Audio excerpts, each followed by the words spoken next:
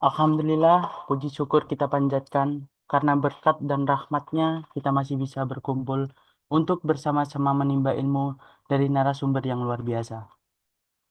Meski harus dilaksanakan secara online, semoga kita tetap diberi kesehatan dan dilimpahi rahmat dari Allah Subhanahu wa Ta'ala. Webinar kali ini mengusung tema Rating Good Methodology Kuantitatif Data. Baik, sebelum memulai acara, perkenankan saya Ahmad Rifan Fariski selaku MC pada pagi hari ini. Selanjutnya, Bapak Ibu sekalian, langsung saja sebelum kita mulai acara pada pagi hari ini, marilah kita buka dengan bacaan basmalah bersama-sama. Bismillahirrahmanirrahim. Selanjutnya, sambutan akan disampaikan oleh Bapak APT Lalu Muhammad Irham M. From PhD selaku Kabid Bidang Publikasi Ilmiah. Kepadanya dipersilahkan. Baik, terima kasih Mas Rio. Assalamualaikum warahmatullahi wabarakatuh, Bapak Ibu yang saya hormati, selamat pagi dan salam sejahtera bagi kita semua. Yang terhormat pembicara kita, Bapak Dr. Fatwa Tentama, SCMC, MSI, yang sudah hadir nggih. Di sini Pak Teten atau Pak Fatwa. Yang saya hormati juga di sini ada moderator kita Ibu Dr. Triwahyuni Sukesi, SSI MPH sebagai koordinator acara webinar rutin di BPI nggih. Dan para peserta, seluruh seluruh peserta kita pada pagi hari ini, baik itu Profesor, Doktor, dan Bapak Ibu dosen di lingkungan Universitas Ahmad Dahlan, dan beberapa saya lihat ini ada mahasiswa juga gitu ya.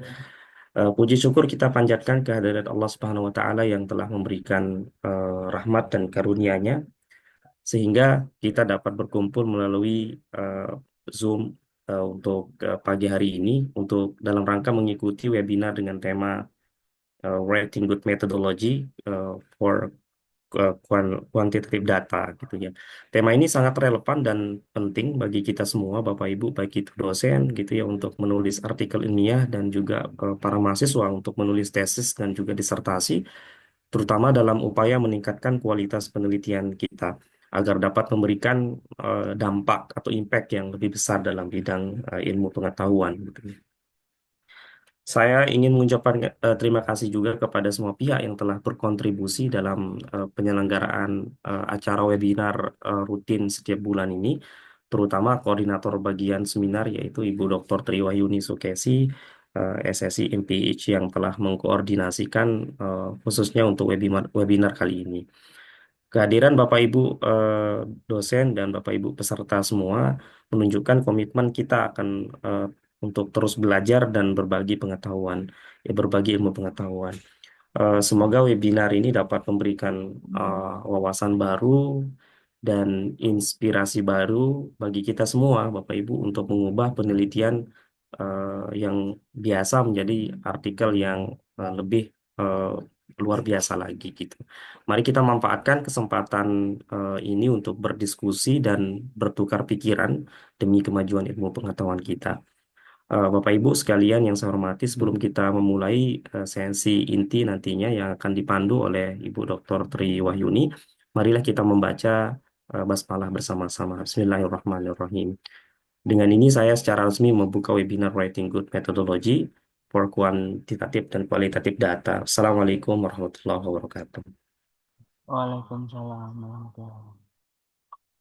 Baik, selanjutnya memasuki acara inti yaitu pemaparan materi dari Dr. Fatwa Tamtama SPSI MSI sekaligus diskusi dan tanya jawab yang akan dipandu secara langsung oleh Ibu Dr. Tri Wahyuni Sukesi SSI MPH selaku moderator. Kepada Ibu Tri Wahyuni disilahkan. Oke, baik. Tes suara sudah masuk belum, Mas Rio? Oke, Oke, sampun Ibu. oke, Sampun. baik. Baik, terima kasih atas kesempatannya, Mas Rio selaku MC. Bismillahirrahmanirrahim. Assalamualaikum warahmatullahi wabarakatuh. Waalaikumsalam warahmatullahi wabarakatuh. Alhamdulillahirrahmanirrahim. Puji syukur marilah senantiasa kita panjatkan pada Allah Subhanahu wa Ta'ala, sehingga pada pagi hari ini kita masih diberikan kesehatan untuk bisa berdiskusi dengan pakar kita hari ini, Pak Fatwa Tentama, terkait dengan penelitian kuantitatif Salawat serta salam senantiasa kita curahkan kepada junjungan kita Nabi Allah Muhammad Shallallahu Alaihi Wasallam yang selalu kita nantikan syafaatnya di yaumil akhir. Yang kami hormati narasumber pada pagi hari ini tentu saja yang sangat saya banggakan juga Bapak Dr. Fatwa Tentama SPSI MSI. Selamat pagi Pak Teten. Pagi Bu Yuni, matur nuwun. Alhamdulillah suaranya sudah masuk clear sekali. Alhamdulillah. Oke, selanjutnya yang kami hormati juga Bapak Lalu Muhammad Irham selaku Kepala Bidang Publikasi Ilmiah. Mohon izin Bapak dan Ibu, hari ini saya Triwahyuni Sukesi yang akan bertugas untuk menjadi moderator pada acara pada pagi hari ini. Sebelum kita mulai untuk pemaparan dari Pak Teten, ya ini namanya Dr. Fatwa Tentama, tetapi nama panggungnya itu Pak Teten. Jadi nama tenaria, nama panggungnya itu Pak Teten, nggih. Izin Pak Teten saya membacakan dulu CV Pak Teten secara singkat saja karena kalau dibaca semua nampaknya nanti malah saya jadi narasumbernya ya untuk membacakan CV-nya Pak Teten ya. Pak Teten nama lengkapnya adalah Dr. Fatwa Tentama SPSI MSI. Kemudian beliau adalah dosen di Fakultas Psikologi UAD. Pengalaman struktural di perguruan tinggi ada pengelola S2 Magister Psikologi dari 2017 sampai 2020. Kemudian Kepala Sentra Kekayaan Intelektual UAD, tahun 2020, kemudian Kepala Bidang Riset dan Inovasi UAD 2020 sampai 2023. Dan saat ini beliau adalah Wakil Dekan Bidang SDM dan KKAU Fakultas Psikologi UAD. Jadi dari tahun 2022 sampai sekarang. Kalau terkait dengan prestasi akademik, beliau sudah luar biasa. Yang terakhir kemarin, beliau menjadi salah satu pemenang atau juara satu ya, Pak Teten ya, untuk dosen apa itu yang dari LLD, dosen berprestasi.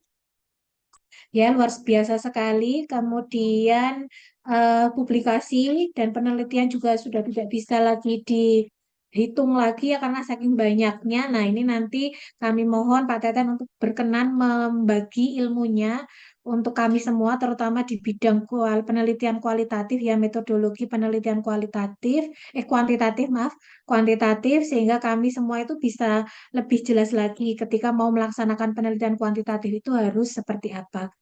Eh, Sebelum ke Pateten juga kami sapa Bapak Ibu dosen, selamat datang, selamat bergabung dengan acara webinar ini dan juga di sini ada pesertanya, ada Bapak Ibu dosen, ada adik-adik mahasiswa baik S1, S2 maupun S3. Eh, kita tidak usah berpanjang lebar, marilah kita simak bersama materi yang akan disampaikan oleh Dr. Fatwa Tentama SPSI MSI dengan judul Writing Good Methodology Kuantitatif Data. Kepada Pak Teten, kami persilahkan waktunya kurang lebih 1 jam ya Pak Teten. Nanti selanjutnya dengan tanya jawab. Monggo Pak Teten. Oke, matur nuwun Bu Yuni. Mohon izin Pak Lalu dan rekan-rekan semuanya. Apakah suara saya terdengar dengan jelas? Terdengar Pak Teten aman? Oke, baik. Mohon izin share screen. Ya.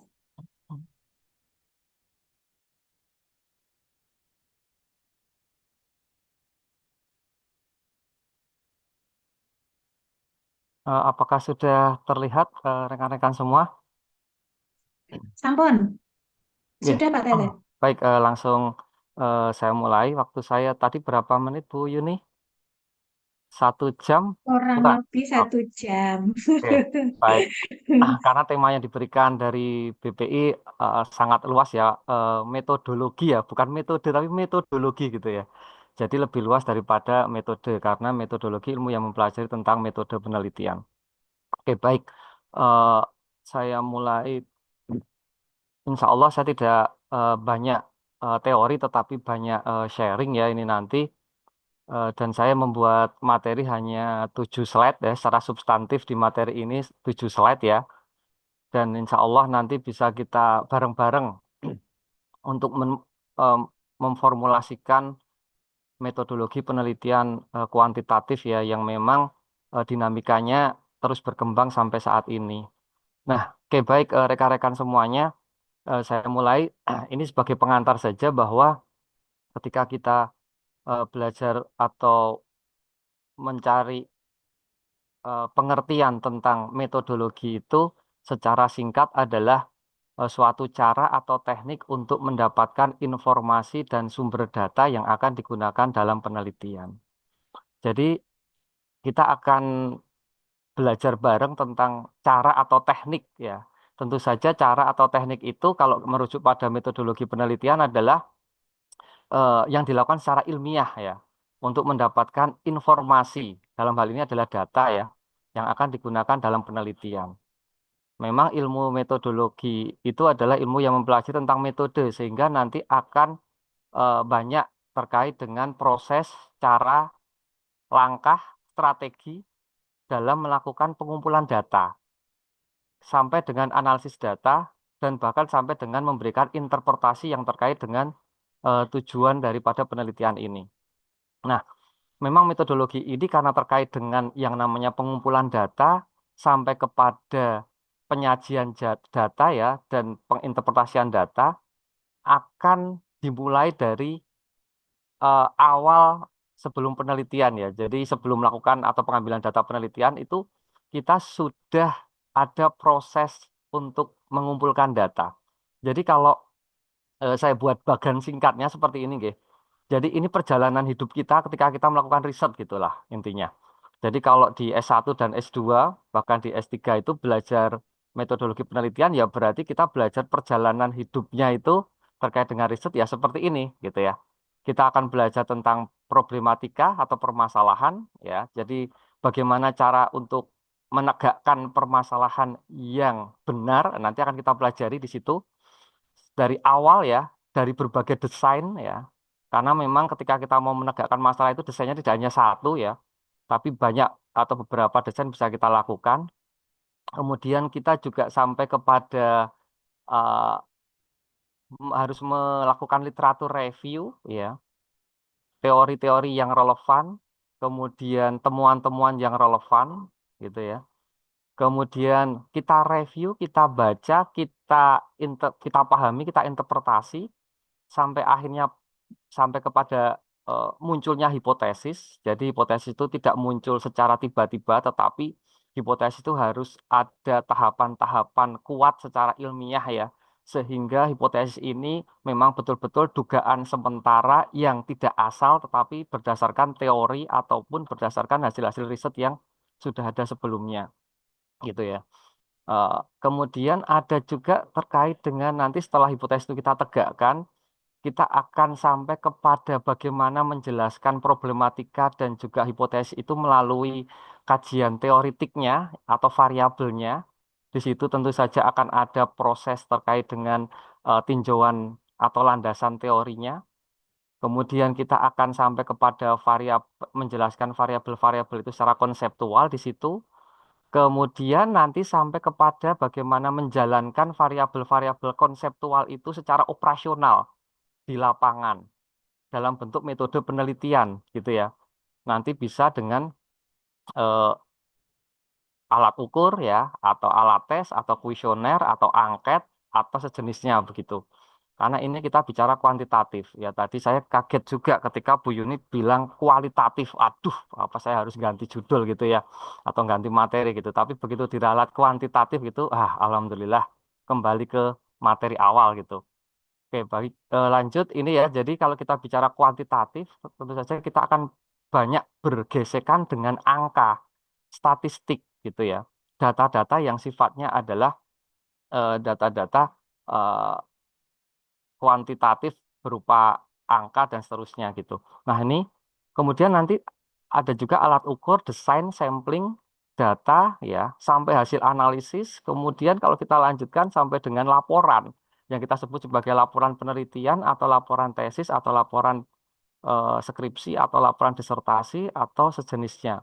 Begitu. Jadi ini adalah proses hidup, perjalanan metodologi penelitian yang berkaitan dengan kuantitatif. Nah, nanti kita akan coba membahas satu persatu dengan beberapa kasus ataupun desain-desain alternatif ya. Kalau di desain A itu tidak bisa, berarti harus dengan desain B. desain A itu yang benar seperti apa, desain B untuk mengganti desain A itu bagaimana juga yang relevan, dan seterusnya. Nah, kita coba urai ya satu persatu nih. Nah, baik, saya langsung aja ke konteks kuantitatif ya, tidak menjelaskan pengantar kenapa kok sampai kuantitatif ya. Asumsinya teman-teman semuanya, rekan-rekan semuanya sudah paham desain yang dipilih untuk risetnya itu desain apa gitu ya. Nah, ini langsung ke kuantitatif. Nah, nih, eh, teman-teman semuanya, mungkin istilah-istilah ini akan sulit atau mungkin tidak ditemukan di dalam buku-buku ataupun di dalam diskusi dengan teman-teman yang sebidang ya, di bidang akademik begitu. Karena apa? Karena memang istilah ini ada yang memang saya munculkan ya, saya munculkan sendiri dan juga menjadi ciri khas dari penelitian kuantitatif yang mungkin bisa dijadikan alternatif juga oleh teman-temannya. Dan yang pasti adalah istilah-istilah ini dapat dipertanggungjawabkan ya, bukan sekedar istilah yang muncul kemudian seenaknya saya membuat istilah tanpa punya pondasi yang kuat, tidak. Tetapi istilah ini eh, akan berdampak pada bagaimana teman-teman itu menegakkan permasalahan begitu. Piye to caranya menegakkan permasalahan? Wah, permasalahan kok ditegakkan gitu ya. Nah, kalau permasalahan itu diselesaikan, bukan ditegakkan. Tapi dalam konteks penelitian ini, permasalahan itu harus menjadi pondasi eh, untuk bisa riset itu berjalan dengan eh, tepat ya, dan sesuai. Nah, gitu. Nah, ini kita mulai dari data penelitian ya. Ini inti dari materi kita ya. Kita mulai dengan data penelitian ya. Ini data penelitian itu atau data permasalahan ya yang mengawali penelitian itu adalah ketika kita bicara definisi tentang masalah itu adalah kesenjangan ya. Jadi bahasa lainnya adalah kesenjangan. Adanya gap, adanya gap antara apa yang seharusnya terjadi dengan apa yang senyatanya terjadi. Itu adalah penelitian. Permasalahan, maaf, permasalahan atau masalah. Nah, di dalam penelitian ini saya menggunakan istilah yang namanya gap fenomena. Saya tidak tahu apakah gap fenomena ini secara eh, formal ya, eh, secara data itu ada di buku-buku metodologi penelitian, tetapi kalau kita lihat gap itu ada 7 ya, gap penelitian itu kan ada 7 ya, ada gap populasi, ada gap empirik, ada gap teori, dan seterusnya, banyak sekali ada 7, tetapi memang di situ tidak ada yang namanya gap fenomena ya. Tulisan yang namanya gap fenomena gitu.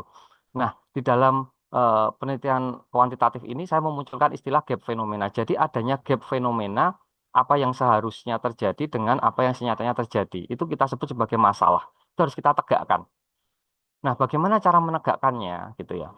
Nah, nanti kita akan coba untuk secara umum melihat prosesnya ya. Ada yang namanya top down ya, ada yang namanya bottom up, ada yang namanya pre-validation, ada yang namanya masalah dan potensi. 1, 2, 3, 4. 4 poin ini akan coba saya urai ya, teman-teman semuanya. Dan ini akan berdampak pada teman-teman bisa menguatkan fondasi dari latar belakangnya. Coba dibayangkan ketika riset kita itu terlihat bagus, ya, judulnya terlihat seksi, terlihat eh, bombastis, tetapi ketika kita urai latar belakangnya itu, judul itu tidak mempunyai pondasi atau kekuatan permasalahan yang bisa dipertanggungjawabkan. Itu akan menjadi masalah penelitian yang bukan masalah penelitian Anda ya. Jadi masalah Anda, jadi muncul masalah lagi yaitu masalah Anda tidak bisa dipertanggungjawabkan. Nah, itu repot itu. Nah, nih, top down ya. Ada ada istilah, ada 2 istilah itu rekan-rekan semuanya. Jadi ketika kita itu akan menegakkan sebuah permasalahan, ya, kalau kita itu mau apa ya, atau mulai dari desain top down, itu berarti teman-teman nanti akan mulai dari literatur review. Jadi permasalahannya itu mulai dari literatur review. Tapi kalau teman-teman itu mau menegakkan permasalahan itu dari desain bottom up, berarti teman-teman nanti akan memulai dari data wawancara ataupun observasi di lapangan. Jadi ada 2. Dari literatur review kita bisa memunculkan masalah, dari hasil-hasil riset sebelumnya kita bisa memunculkan masalah. Dari observasi dan wawancara kita akan memunculkan masalah. Dan kedua desain ini nanti akan bertemu sebenarnya. Nantinya di ujungnya itu akan bersama-sama saling menguatkan. Nah, tetapi memulainya ini yang menjadi desain kita yang berbeda-beda. Oke, sebagai contoh, eh, antara top down sama bottom up, sebenarnya yang lebih kuat untuk bisa dipertanggungjawabkan atau bukan dipertanggungjawabkannya, lebih kuat untuk bisa menjadi pondasi yang baik itu adalah yang bottom up ya, karena dia berbasis permasalahan di lapangan. Jadi kita sebut sebagai preliminary study gitu. Jadi seringkali kita itu harus melakukan yang namanya wawancara dan observasi awal. Ini juga dilakukan walaupun ini adalah penelitian kuantitatif. Bukan berarti kalau penelitian kuantitatif itu kita tidak melakukan preliminary study, tapi memang kita harus melakukan itu. Karena nanti juga ada kaitannya dengan alat ukur, ya, yang akan menghasilkan data kuantitatif atau angka-angka yang menunjukkan skor kondisi dari permasalahan subjek, gitu. Nah, seperti apa bottom up ini ya? Jadi kalau kita bicara bottom up, saya mulai dulu dari bottom up yang memang banyak dilakukan dan paling populer ya, bottom up ini. Jadi nanti teman-teman itu ketika akan melakukan penelitian itu akan terjun ke lapangan dulu untuk bisa mendapatkan data melalui observasi dan wawancara gitu. Ada apa di lapangan itu gitu. Ada apa di calon lokasi penelitian Anda atau calon subjek penelitian Anda gitu. Nah, dengan teman-teman itu mendapatkan data preliminary study dengan bottom up, wawancara dan observasi, maka teman-teman akan mempunyai informasi awal yang bisa ditarik kepada sebuah variabel permasalahan. Itu intinya seperti itu. Kalau top down, itu berarti teman-teman harus banyak membaca dulu. Teman-teman harus banyak membaca literatur review, kemudian teman-teman akan menemukan sebuah permasalahan dari hasil teman-teman itu banyak membaca literatur review. Dari situ pun bisa dimunculkan sebuah variabel penelitian. Jadi baik bottom up sama top down sama-sama dapat memunculkan variabel permasalahan atau variabel penelitian, gitu ya. Itu itu dua desain yang yang bisa dilakukan. Nanti kita kita perdalam lagi di langkah yang lebih detail. Ini umum dulu. Kemudian ada pre-validation. Nah, pre-validation itu ya. Apa itu pre-validation? Jadi latar belakang atau penggalian data di permasalahan itu sebenarnya kalau nanti akan kita tarik ke belakang, itu nanti akan terkait dengan alat ukur. Ini yang sering menjadi kesalahan atau kelemahan. Ya bukan kesalahan, mungkin lebih itu ada kelemahan. Kelemahan alat ukur penelitian kuantitatif. Kalau saya tarik ke bab metode atau bab 3 pengumpulan data. Kenapa? Seharusnya teman-teman semua yang namanya alat ukur penelitian, kuesioner, angket, atau apapun bentuknya itu harus betul-betul mencerminkan kondisi permasalahan di lapangan. Permasalahan di lapangan itu identik dengan data yang bisa diambil dari bottom up tadi. Jadi dari wawancara dan observasi ketika menggali permasalahan.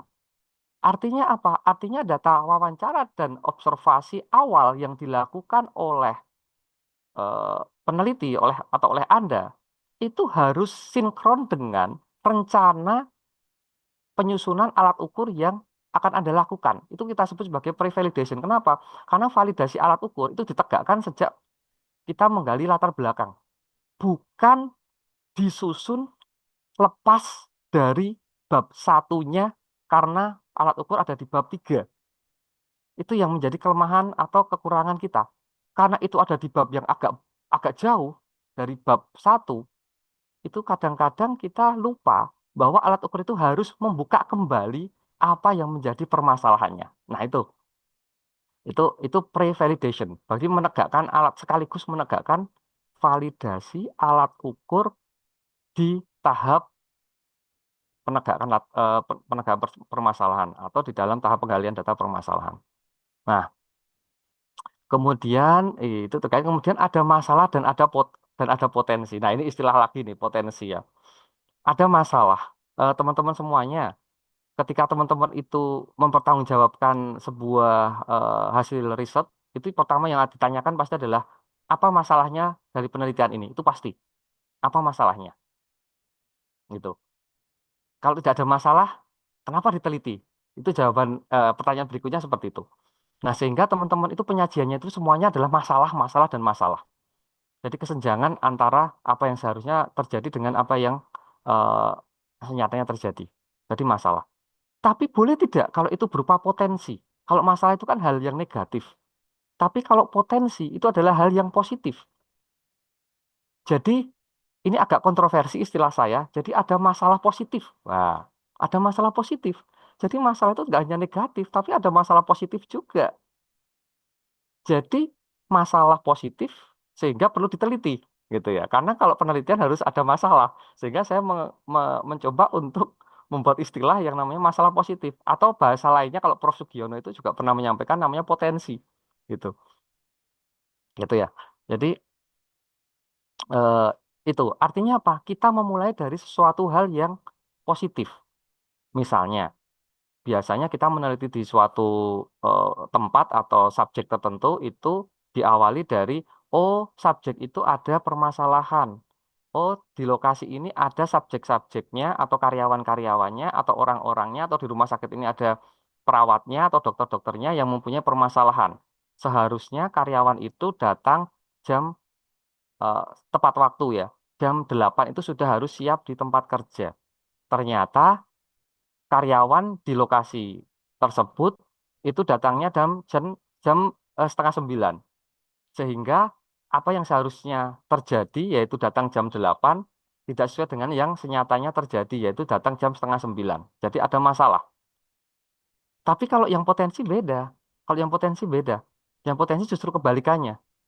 Jadi memulai dari sesuatu yang positif, contohnya adalah ketika di suatu lokasi penelitian, Anda menemukan sebuah fenomena yang menunjukkan bahwa ini perusahaan ini kok karyawannya itu bisa luar biasa ya. Kalau aturannya datang jam 8, karyawan di tempat ini datangnya itu sebelum jam 8. Sudah siap semua di tempat kerjanya. Begitu jam 8, dia mulai bekerja. Fenomena ini tidak terjadi di lokasi yang lain. Fenomena ini hanya terjadi di perusahaan ini. Atau saya hanya bisa menemukan di perusahaan yang sedang saya rencanakan diteliti ini. Dan itu berbeda dengan situasi di tempat pekerjaan yang banyak berlawanan dengan situasi itu di luar sana. Sehingga yang terjadi di sini berbeda dengan yang terjadi di luar sana. Sehingga kita perlu mencari informasi, mencari data, menemukan jawabannya. Kenapa kok karyawan di tempat ini bisa datang tepat waktu sebelum bekerja dan itu tidak terjadi di tempat lain? Faktor-faktor apa yang mempengaruhi kondisi karyawan di sini? Saya perlu riset nih. Nah, itu berawal dari potensi atau masalah yang positif. Boleh nggak diteliti? Boleh. Itu perkembangan riset sekarang tuh sampai saat itu sampai segitunya, ya. Tapi memang mazhab klasik, teman-teman semuanya, rekan-rekan semuanya, mazhab klasik itu masih berorientasi pada itu kan nggak ada masalah berarti. Karyawan datang tepat waktu, jam 8. Kenapa harus diteliti? Itu nggak ada masalah. Nggak perlu diteliti. Itu mazhab klasik. Tetapi kita harus selalu berkembang ya. Pengetahuan kita harus selalu kita kembangkan bahwa itu akan menjadi masalah positif yang bisa menjadi awal untuk dimulainya sebuah penelitian.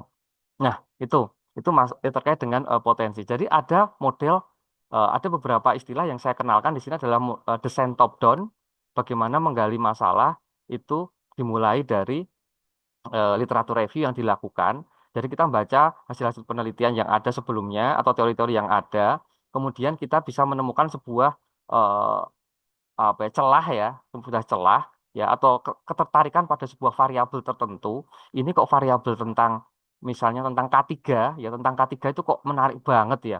Saya membaca teori, kemudian saya membaca hasil penelitian tentang K3 itu di era industri 5.0 ini kok menarik sekali.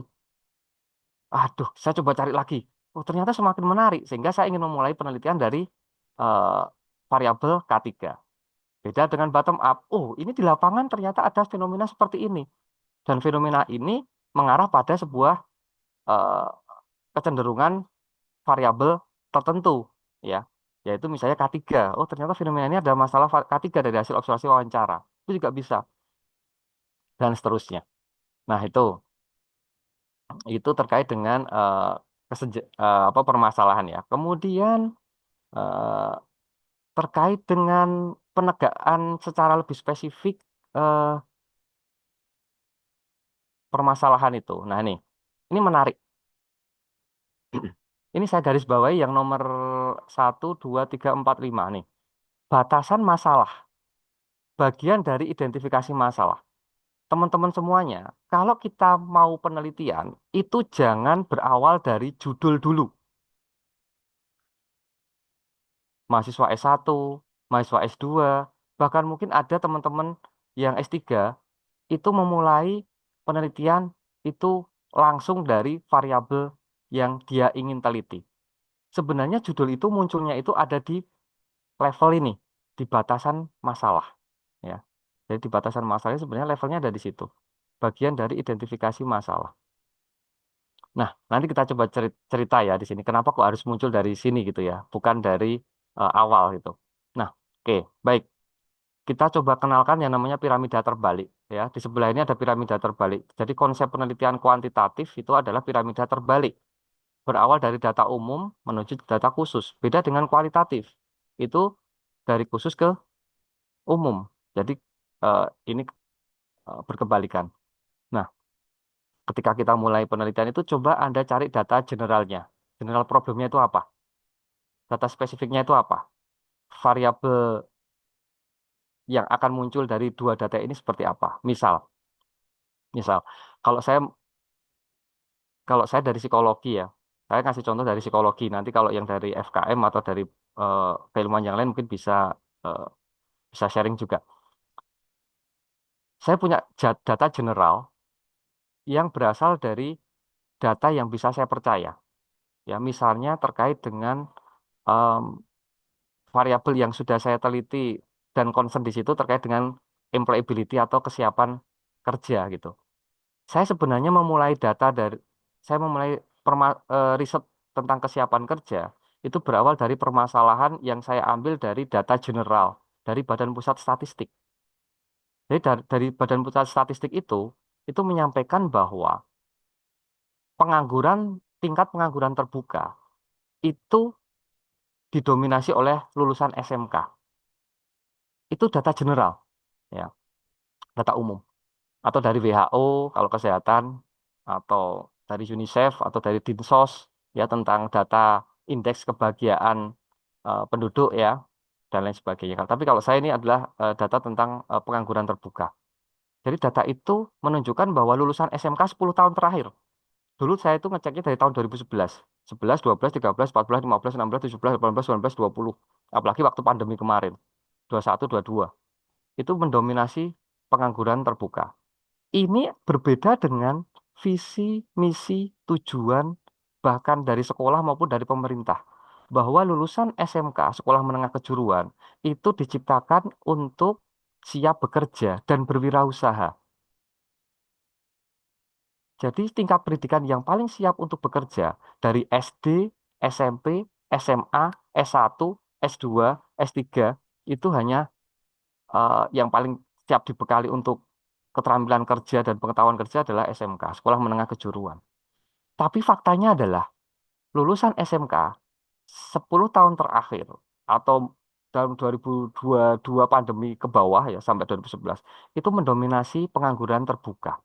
Kebalikannya yang seharusnya beda dengan yang senyatanya. Maka data itu yang akan saya gunakan untuk membuat riset kuantitatif. Saya gali, kenapa kok bisa seperti itu? Maka saya akan menuju ke data spesifik.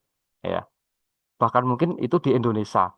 kemudian bagaimana di berbagai wilayah, kemudian bagaimana di Yogyakarta, kemudian bagaimana di eh, sekolah-sekolah yang memang akan menjadi lokasi penelitian kita. Nah, itu data spesifik seperti itu. Jadi semakin mengerucut datanya sampai dengan sekolah yang akan kita riset. Oh, ternyata itu relevan dengan data secara general tadi. Itu maka semakin kuat tuh data generalnya itu. Begitu. Ya. Jadi data itu bisa disajikan secara grafik ya. Dari tahun ke tahun, tidak hanya tahun terakhir saja, tapi dari tahun ke tahun, kemudian sampai kepada dari data yang umum sampai kepada data yang spesifik dari Indonesia, dari berbagai wilayah, dari Yogyakarta, bahkan dari sampai kepada lokasi tempat kita penelitian, itu sangat bagus sekali. Kalau kuantitatif bisa ideal seperti itu, gitu ya. Sehingga nanti akan muncul di sini sebuah variabel, ya variabel permasalahan ya, yaitu variabel Y. Nah itu, ini cara menegakkan permasalahan di kuantitatif yang benar seperti itu. Bukan apa? Bukan Anda itu berawal dari judul yang kemudian Anda coba cari-cari masalahnya yang pas dengan judul Anda yang seperti apa. Itu terbalik. Ya, itu terbalik. Judul itu bukan muncul seperti itu. Bukan muncul dari Anda punya judul, kemudian Anda ke lapangan, Anda berharap, berdoa dan berharap bahwa judul ini semoga saja muncul pada subjek yang akan saya obsesi wawancara. Nah, itu hal yang terbalik. Makanya saya itu kalau ada mahasiswa membawa judul ya, atau ada mahasiswa S1, S2 membawa judul ke saya, itu saya akan banyak bertanya, kenapa kok Anda pengen meneliti tentang variabel itu? Apa alasannya? Apa yang sudah Anda lakukan sehingga muncul variabel itu? Itu yang paling penting di situ, gitu ya. Jadi silahkan, karena kalau dari proses penegakan metodologi yang benar ya tentang penegakan permasalahan itu judul itu seharusnya munculnya ada di batasan masalah ya. Jadi ketika kita sudah membahas suatu fenomena yang itu mengerucut, saya yakin nanti teman-teman akan menemukan sebuah main ya eh, main apa ya main problem ya atau masalah utama dari berbagai masalah yang ditemukan di sana. Mana masalah yang dominan di situ? Masalah yang menyebabkan tingkat pengangguran terbuka tinggi di lulusan SMK itu apa? Mereka itu sudah dibekali dengan pengetahuan dan keterampilan. Mereka sudah dibekali dengan keahlian-keahlian yang sesuai dengan jurusannya. Mereka sudah dibekali dengan fasilitas-fasilitas yang modern, yang mendukung dalam bekerja. Fasilitas-fasilitas yang memang dibutuhkan orang untuk menyelesaikan sebuah pekerjaan, misalnya. Tapi kenapa kok masih banyak pengangguran di level lulusan SMK? Ternyata ada satu titik di mana masalahnya adalah di masalah soft skill, bukan hard skill. Nah, di sini soft skill ketika diurai, ternyata muncul sebuah eh, soft skill yang namanya employability skill atau soft skill terkait dengan keterampilan soft skill terkait dengan kemampuan yang dibutuhkan untuk bekerja.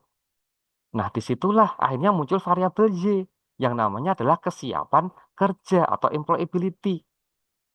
Itu bagaimana kita memunculkan sebuah variabel. Jadi kalau ditanya atau kita akan mempertanggungjawabkan kenapa kok variabel ini yang menjadi masalah, kita itu ceritanya bisa sistematis dari data general secara detail, kemudian data spesifik secara detail, kemudian sampai kepada munculnya sebuah variabel yang diduga menjadi permasalahan di dalam fenomena yang spesifik itu. Jadi paham ya. Nanti kalau saya kalimatnya muter-muter bulat-bulat ya harap dimaklumi ya. Nah, itu. Nah, itu terkait dengan variabel. Nah, kalau kita sudah bisa mendapatkan variabel Y ya. Jadi saya banyak banyak di latar belakang dulu ya. Nanti metode insya Allah juga bisa lebih cepat ya. Nah, kalau kita sudah mendapatkan variabel Y, kita akan mencoba untuk bicara pentingnya variabel Y itu seperti apa. Nah, ini yang sering saya jumpai, Anda itu terbalik ketika mempertahankan sebuah variabel permasalahan. Kalau permasalahannya itu sudah dapat, variabel dependennya sudah dapat, kalau karena kita kuantitatif ya, ada variabel dependent, independent, kemudian variabel itu akan Anda angkat sebagai penelitian, maka jelaskan secara mendalam. Dijelaskan secara mendalam. Bagaimana menjelaskannya? Ya, Anda uraikan. Ini variabel ini apa sih yang dimaksud dengan kesiapan kerja itu? Secara konseptual definisinya bagaimana sih? Kemudian kenapa apa sih dampak positifnya? Apa sih dampak negatifnya variabel ini? Kok menjadi penting? Apa sih manfaatnya? Gitu. Itu harus Anda urai secara mendalam.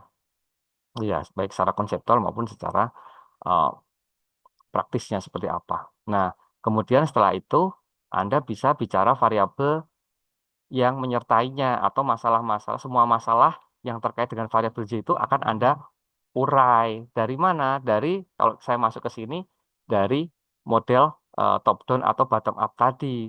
Itu bisa memunculkan variabel X atau variabel bebas seperti apa saja. Nah, itu bisa muncul dari dua desain itu. Itu ya.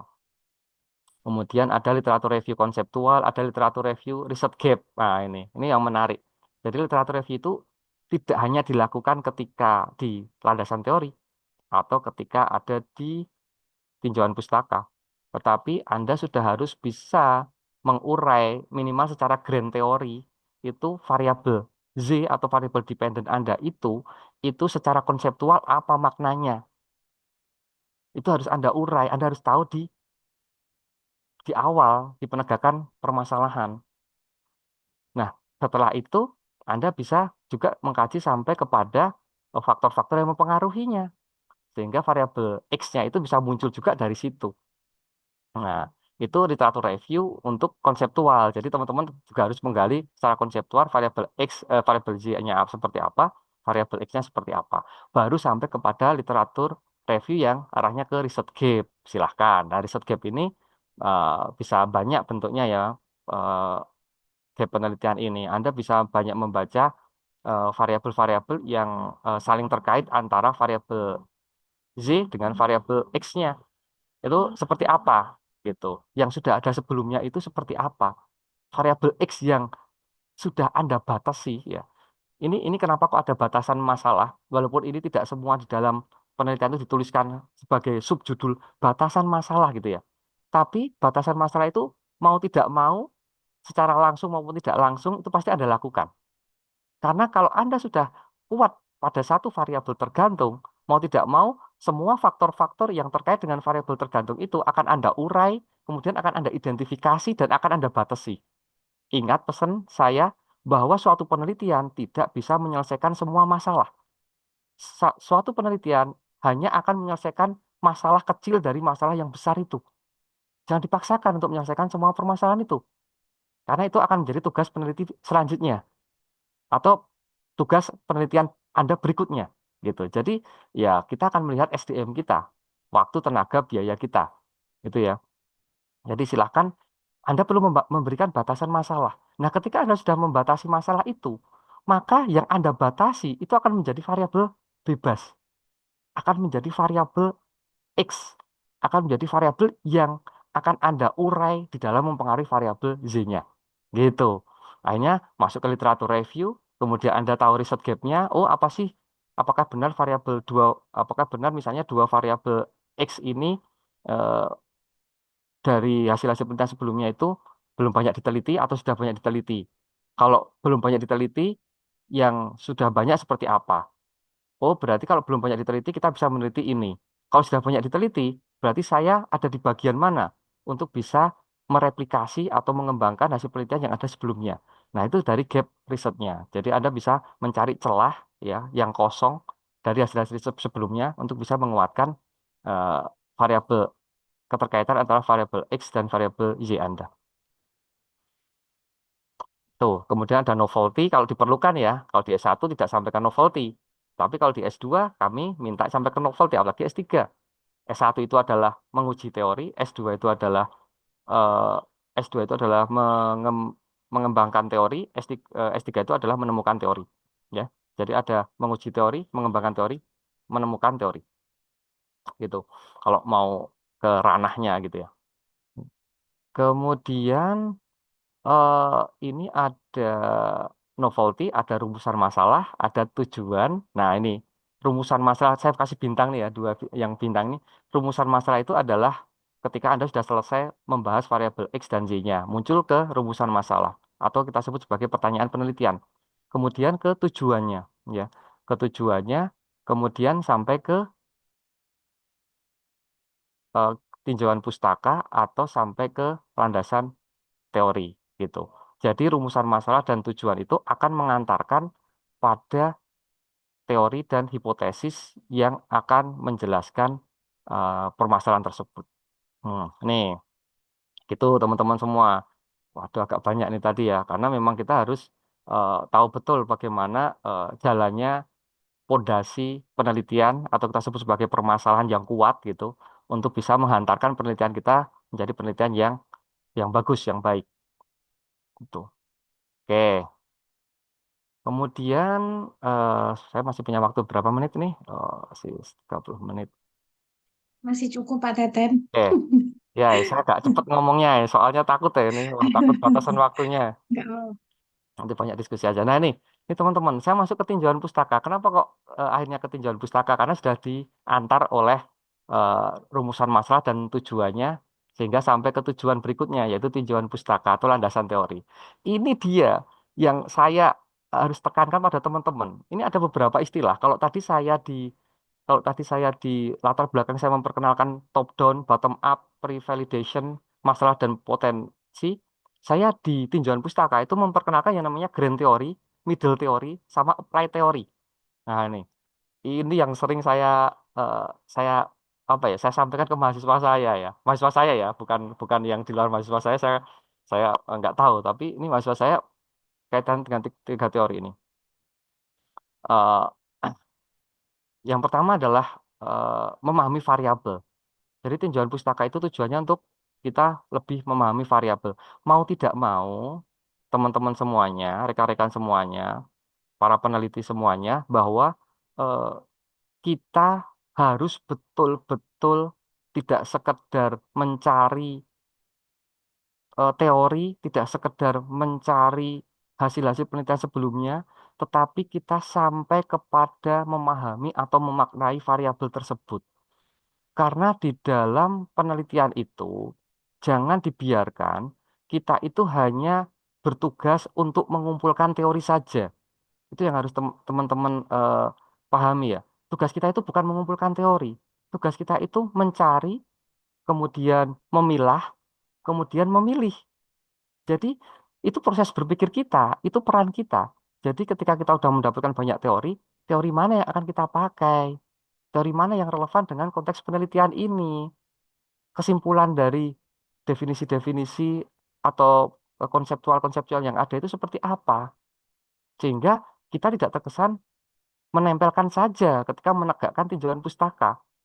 Sangat disayangkan kalau teman-teman ketika mengumpulkan banyak teori itu kayaknya keren banget teorinya. Wah, ini teorinya oh, update ya. Wah, ini teorinya ada grand teorinya yang bagus.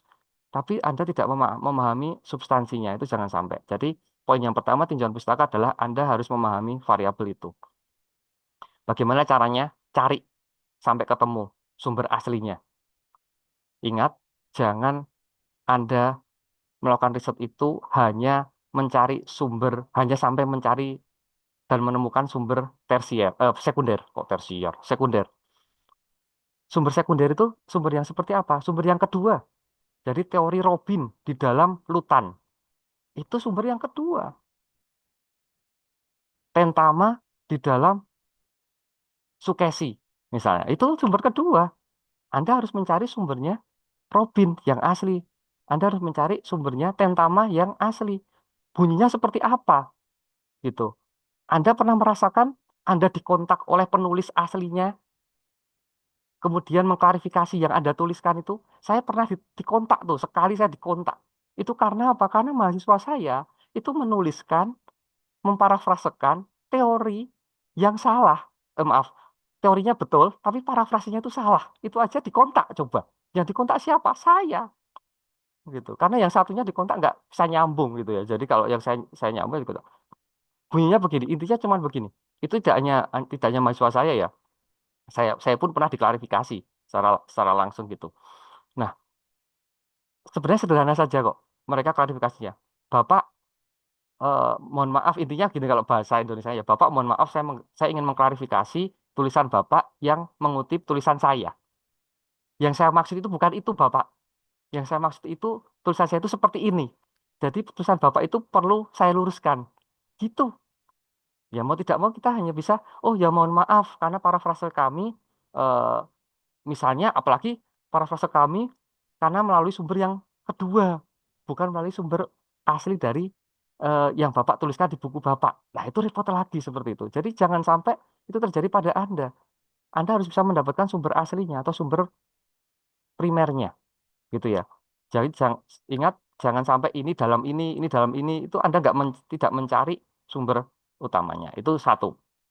Kemudian yang kedua, grand teori. Nah, tinjauan pustaka, coba Anda harus menegakkan grand teorinya nih. Jangan sampai teman-teman semua itu ketika mengulas permasalahan ya dengan teori-teori yang sudah Anda sampaikan itu, Anda tidak tahu grand teorinya. Grand teori itu adalah teori utamanya, teori besarnya, simbahnya yang memunculkan pertamanya itu Anda itu harus tahu. Kalau tidak, Anda itu nanti akan melenceng, akan eh, akan kehilangan cantelannya, ya, bahasa Jawanya ya, kehilangan cantelannya.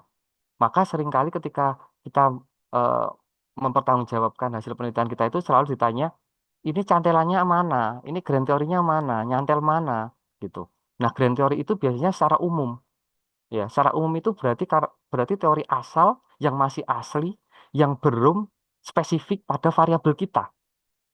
Biasanya seperti itu. Misalnya, saya dulu pernah meneliti tentang intensi berwirausaha. Intensi berwirausaha.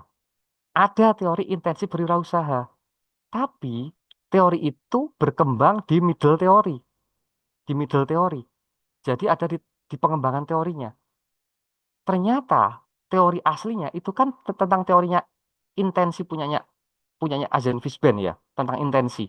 Jadi itu grand teorinya itu teorinya yang mengumumkan tentang intensi sebelum menjadi intensi berwirausaha. Jadi kita harus tahu, oh grand teorinya itu adalah miliknya siapa, kemudian dia membahas tentang intensi. Nah, setelah kita tahu grand teorinya, kita itu tidak berhenti sampai di situ. Kita mencoba untuk meruntut perkembangan dari teori itu sampai saat ini tuh bagaimana, itu yang paling penting. Jadi teman-teman itu seringkali lepas, ini teori ini berkembang tidak. Kalau berkembang, perkembangannya bagaimana? Kemudian apakah saat ini masih berkembang? Coba bayangkan kalau Anda meneliti sebuah variabel dan variabel itu sudah tidak berkembang saat ini atau sudah tidak relevan saat ini. Itu terjadi karena Anda kurang meruntut ya, kurang eh, mencari histori dari perkembangan teori itu, dari grand teorinya ke sekarang. Saya pernah menulis artikel jurnal, tapi ini jadi eh, jadi pengetahuan saya yang luar biasa. Udah lama ya, jadi pengalaman saya ketika seperti adik-adik mahasiswa atau mahasiswa S2 dan seterusnya itu.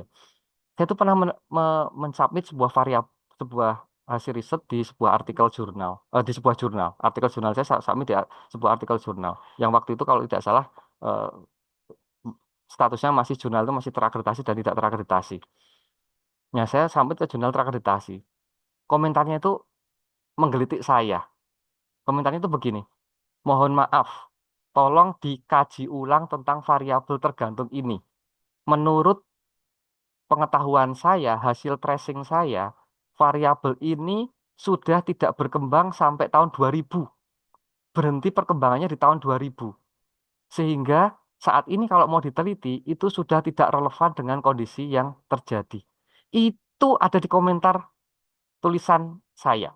Itu menjadi saya menjadi bahan yang bermakna untuk saya share ke teman-teman eh, mahasiswa atau rekan yang lain. Artinya apa?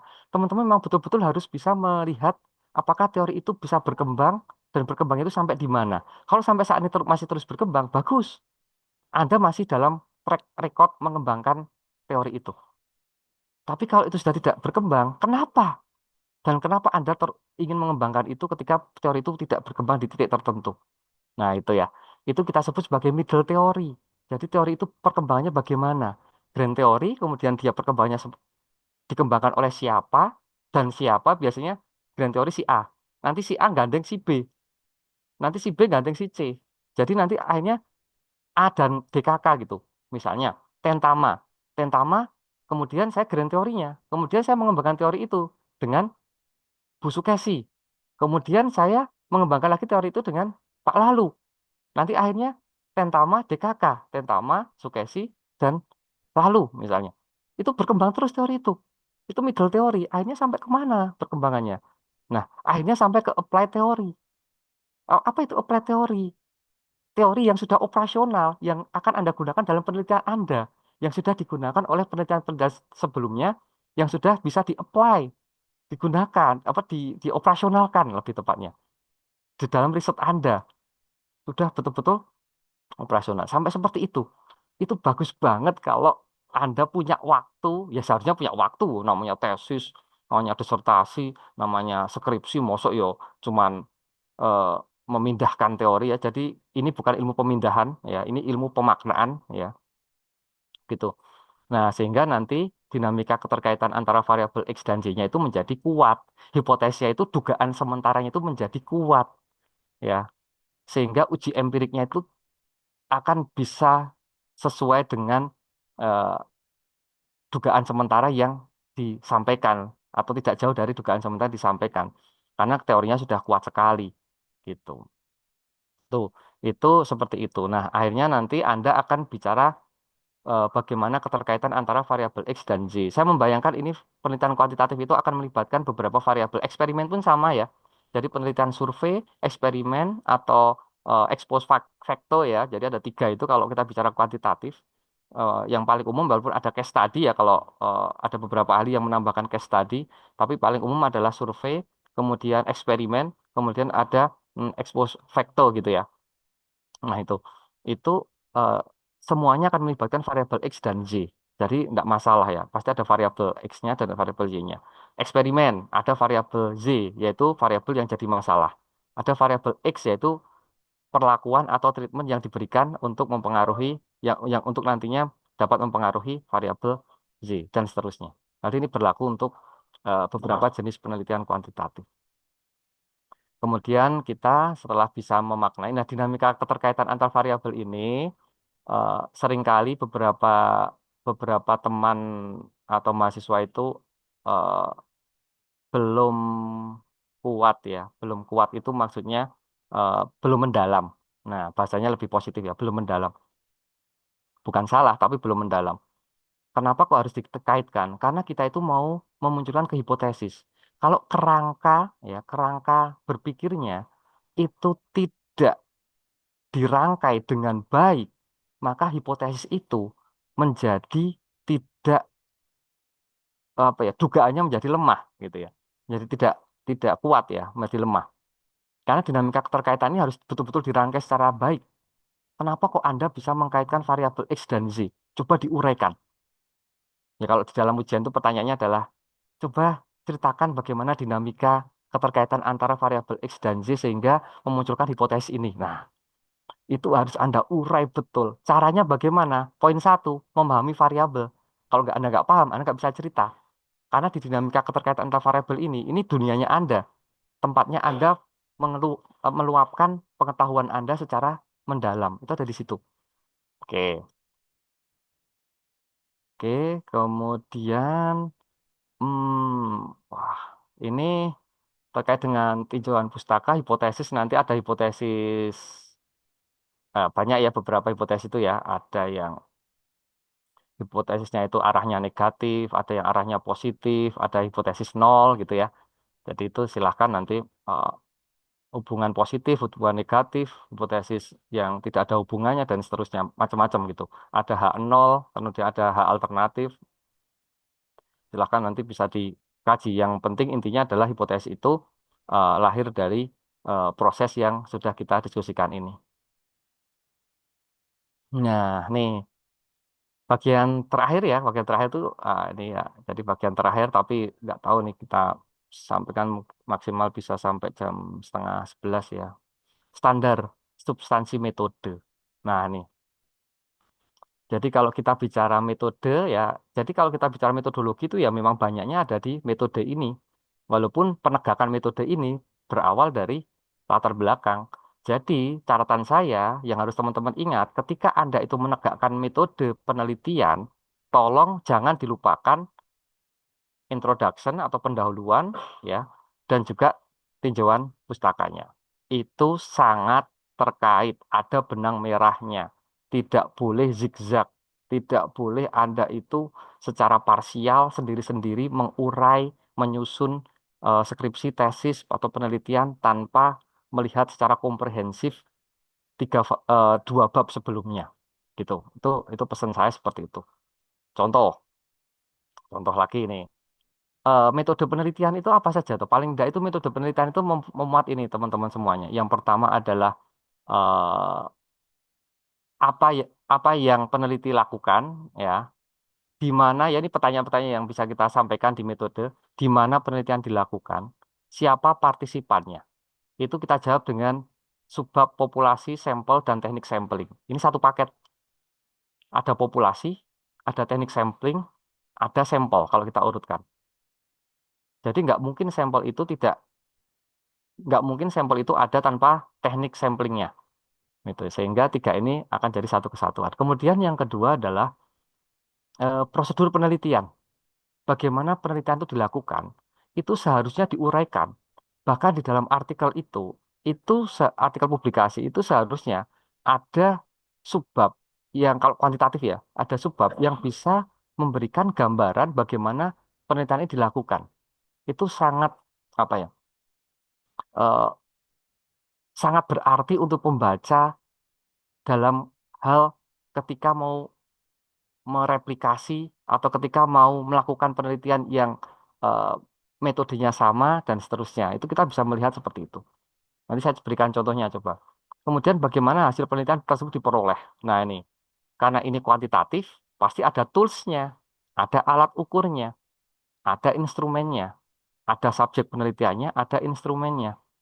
Kemudian di sini kalau ada instrumen, itu kaitannya dengan validitas dan reliabilitas alat ukur. Nah, kalau ada validitas dan reliabilitas alat ukur, nah itu nanti berarti ada hasil uji coba alat ukurnya, ada proses uji coba alat ukurnya, gitu. Kemudian ada bagaimana data yang diperoleh dianalisis. Ini teknik analisis datanya. Tuh, jadi paling tidak ada standar substansi metode itu ada ini ya, ketika kita mau menegakkan metode penelitian. Nah, sekarang kita coba bahas satu persatu nih. Bagaimana cara untuk atau bagaimana menegakkan metode penelitian secara benar gitu ya. Nah, nanti coba kita urai di sini. Saya kalau jenis penelitian saya tidak perlu bahas terlalu banyak karena jenis penelitiannya ya penelitian kuantitatif ya dengan pendekatan apa korelasional ataukah itu komparasi ya ataukah itu eksperimen ya kalau eksperimen nanti eksperimen yang seperti apa apakah pre-eksperimen apakah kuasi eksperimen atau true eksperimen nah itu tergantung ya eh, jenis penelitiannya. Kemudian, ini partisipan dan kriteria partisipan. Sebenarnya ini kaitannya dengan yang sudah saya sampaikan di depan, populasi, teknik sampling, dan sampel. Nah, saya seringkali kehilangan jejak ketika membaca laporan penelitian atau eh, artikel publikasi ketika peneliti itu banyak menyembunyikan eh, prosedur-prosedur yang seharusnya ada gitu, disembunyikan walaupun itu dilakukan, tapi nggak dituliskan. Itu tuh menimbulkan pertanyaan bagi saya. Ini populasinya itu siapa? Berapa jumlahnya? Kemudian sampelnya itu siapa? Berapa jumlahnya? Kemudian teknik samplingnya itu pakai apa? Nah, itu harus teman-teman pahami semuanya. Jadi kita itu punya populasi. Sampel itu bagian populasi. Untuk mendapatkan sampel ada teknik samplingnya. Itu nggak bisa kita pungkiri proses itu. Bukan kita itu menentukan asal. Ini kalau yang benar seperti itu. Misalnya, misalnya populasi saya itu besar sehingga saya tidak bisa mengambil semua populasi menjadi penelitian saya, subjek penelitian saya. Saya tidak bisa melakukan studi populasi, yaitu semua populasi menjadi penelitian saya nggak bisa karena terlalu banyak. Sehingga karena terlalu banyak, itu saya akan mengambil sampel. Saya akan mengambil sampel. Nah, pertanyaan saya adalah berapa sampel yang bisa saya dapatkan supaya representatif untuk populasi tersebut? Itu yang teman-teman harus pahami. Karena kenapa? Kalau samplingnya tidak representatif, berarti kan diragukan tuh jumlah sampelnya nggak representatif. Misalnya, populasi saya itu ada 3.000. Kemudian saya hanya mengambil sampel itu 10, yang nggak representatif secara logika. Secara logika. 3.000 kemudian sampelnya hanya 10 atau 15. Kemudian 15 itu nanti hasilnya akan digeneralisasikan ke populasi itu. Karena kalau kita bicara penelitian kuantitatif, metodologi penelitian kuantitatif, maka kita akan bicara generalisasi hasil penelitian. Sejauh mana hasil penelitian ini akan bisa merefleksikan atau mencerminkan populasi yang besar itu. Apakah bisa sampel yang sekian itu merepresentasikan populasi yang segitu besarnya? Nah, itu yang harus teman-teman upayakan langkah-langkahnya lebih ilmiah lagi gitu ya. Gitu. Misalnya nih, saya punya eh, saya penelitian di SMK nih, ya SMK X gitu ya. Subjeknya itu eh, maaf, populasinya itu saya menentukan populasi yang menjadi target karena kesiapan kerja adalah kelas 12. Kelas 12 itu ada 1.500 siswa. Ini SMK-SMK besar itu negeri itu apalagi ya, itu sekitar 1.000 sampai 1.500.